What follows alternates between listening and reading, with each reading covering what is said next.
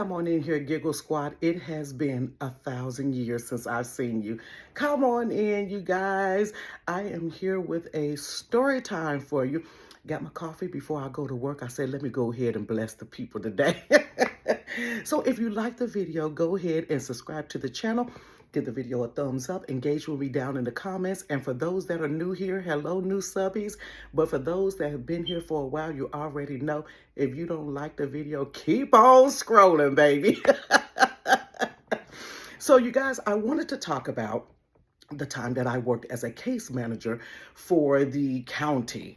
So we got all this stuff going on in the world with people not receiving their SNAP benefits. It's up in arms if they will. Some states have delved into, I guess, some contingency money that they had sitting to the side.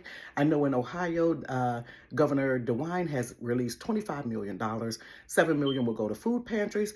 Don't worry about the chirping in the back, you guys. I got a beautiful bird back there, and he just makes all kind of noise, and I can't fix him.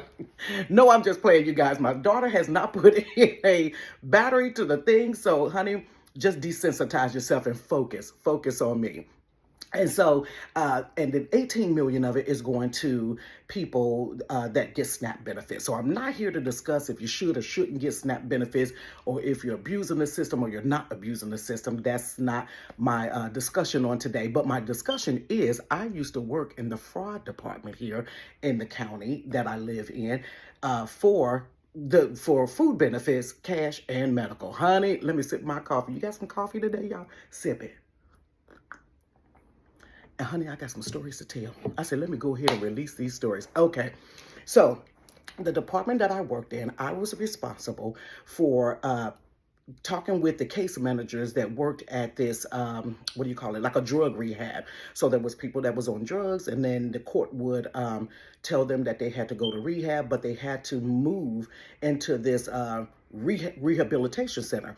So these people were from like different parts of the state. Some of them wasn't even, well, yeah, they were from Ohio, and they sent them to this particular one that's here in our state. And so I was responsible for talking to the case manager there to see if people, was recertifying for their food stamps, recertifying for medical. A lot of them couldn't get cash assistance because a lot of them had children, but they did not have like custody of their children, or their children were not with them at that particular time. So I was responsible for doing that. I also was responsible for working this fraud line for people around tax time. So if you ever experienced that, if you owed back child support, or if you owed the county money and you had been prosecuted, or they have sent you a letter, either prosecuted through the court system, or they sent you a letter in the mail saying that you owe them, then they will grab your income tax. So I worked that line, and that line was jumping, honey, from January to like April. People were showing up at H&R Block thinking they were going to pick up their check, and honey, or Jackson Hewitt, or whatever quick, those quick tax places that they went to. And honey, you got a piece of paper and said, call this number. And guess what number it was? Mine. You had to leave a message. And honey, they were piping hot. So I was responsible for that. And then I was also responsible for another line, checking it and writing up reports of people that will call in and report fraudulent behavior. I don't know if you know, but if you have received food stamps, and say you go online, Facebook, and I've seen it before, to go online to Facebook and say, hey, anybody got stamps? Or does anybody want to buy stamps? Or you use a term like 100 for 50. They knew what you meant. Now, what people don't know, let me enlighten you, what people don't know, and this is not something that I read, but this is a job that I worked. It is illegal to sell, and it is illegal to ask people to sell you food stamps. So my supervisor, if it was a report that came in and it said that this person is online, Facebook, Instagram, whatever, TikTok wasn't out then because this was back in 2015. If they said, hey, this person is online asking people to buy food stamps, then he will go out on Facebook. And honey, when I tell you, listen here, my supervisor's gonna find you. I don't care if your name was Shake a Tail Feather Johnson. He was going to find out who you were. This man, he's retired now, but my God, he lived to take you down. Honey, let me get your sip of coffee. Honey, his every waking day was to take you down. And baby, he did it with joy. You know what I'm saying? He did it with joy, but he had been there for like 30 plus years. So he's probably seen so much fraudulent stuff and bull crap out of people. No, no. He was going to keep that department open because I did not realize that many people was doing a whole bunch of fraudulent stuff. But anywho, so this particular time, this line, somebody called in. Okay, so honey, let me tell you something. People are scandalous. I used to be, yeah, I wish I had a fake phone. Let me use this. I used to be on the phone listening to these messages like, what? I know you did. This me on the phone. Nobody could see me because I was in a cubicle, thank God. But baby, I was on that phone like, oh, I know you ain't telling on this person. Oh, you load that? What? I know you didn't. Okay, so here's the biggest story. This is the biggest one. Now, this one, I wasn't there for that, but I'm going to tell you what they told me about this one. So it was a lady, right? She had a baby. Okay, wonderful. Thank God for the babies. And the baby was in like the NICU or something along that line. So the baby didn't go home with her at the particular time. In the midst of this woman having this baby, she had went and got a birth certificate for the baby, and not a birth certificate. No, she didn't get a birth certificate. Y'all hear my bird in the back? She got like a social security card for the baby, which is perfectly fine. You know, that's what you do. Birth certificates, I think, take a little bit longer, but social security numbers don't, as long as you get like, I think it's the crib card or something like that you need, and they'll issue a social security card. And so the baby died, okay? I don't know how many months it was, but that baby died as an infant. It never came home from the hospital. This woman, one day, I don't know how she got caught, but this woman applied for benefits. She had some other kids. She applied for benefits for her other kids, and the baby.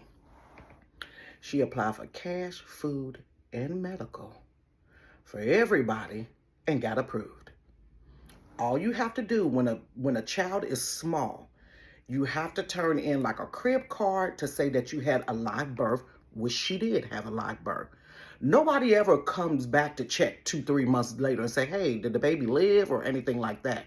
It is your responsibility to report that to the county to let them know, hey, my baby passed away, so they can take that baby off of your benefits. Now, you got your death certificate, but the place that does the vital statistics is not linked with the county. We're linked with the work number. We're linked with Social Security Administration. We're linked with the DMV. We're linked with a lot, but this is one that we're not linked with.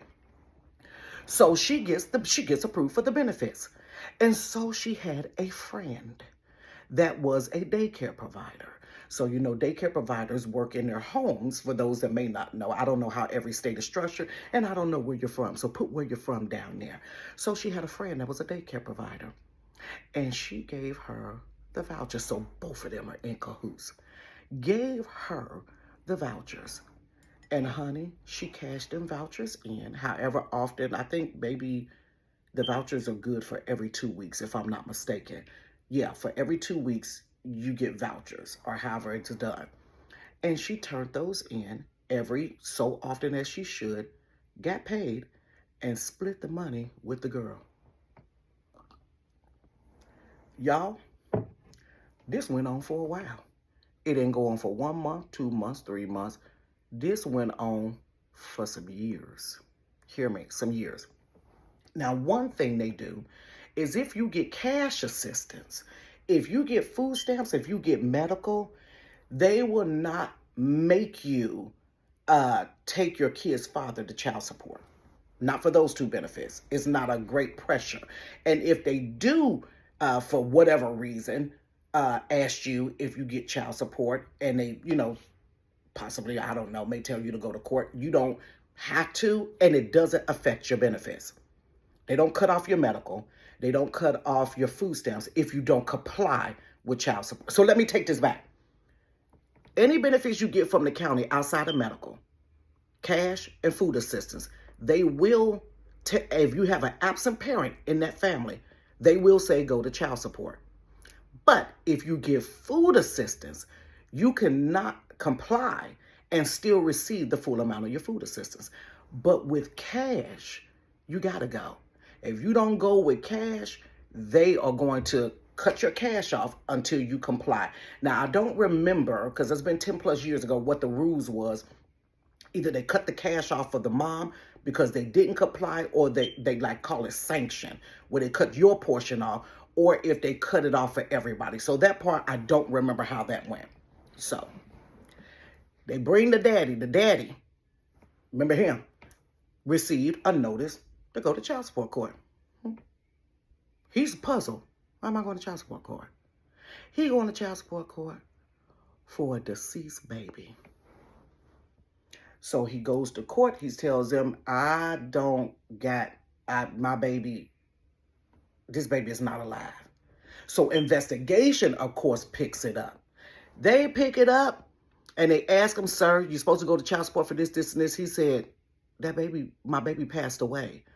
And they said, what? The baby passed away. When?